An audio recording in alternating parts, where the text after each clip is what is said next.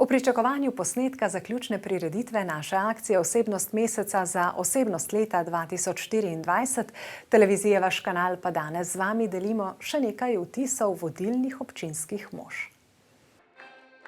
O akciji, v kateri je 9. osebnost leta postala pravnica in humanitarna delavka iz Jurke vasi, ki že 15 let pomaga v Keniji, Jana Dular Van Gombe, smo pa vprašali še nekaj županov in podžupana.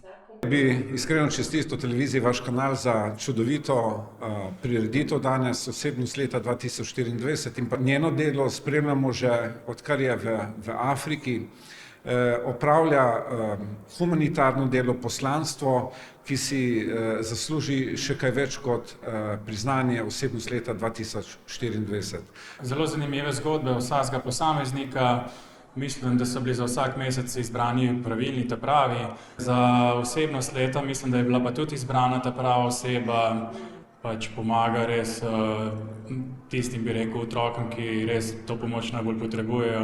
Po mojem mnenju so to zelo pomembni dogodki, kjer se ljudje izpostavijo in s tem pridobimo na različnih nivojih kultura, gospodarstvo in tako naprej. Ponosen sem na vse te današnje kandidate, vse 12, in vsem bi rekel kapo dol.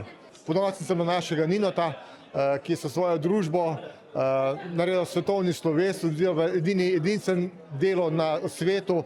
Ja, jaz mislim, da je seveda pomembno, da v tem obdobju, ko živimo sedaj, da izpostavljamo te dobre, bi rekel, dela ljudi, posameznikov, ki na nek način v družbi puščajo določeno sled in pa seveda dajo vsem ljudem zgled.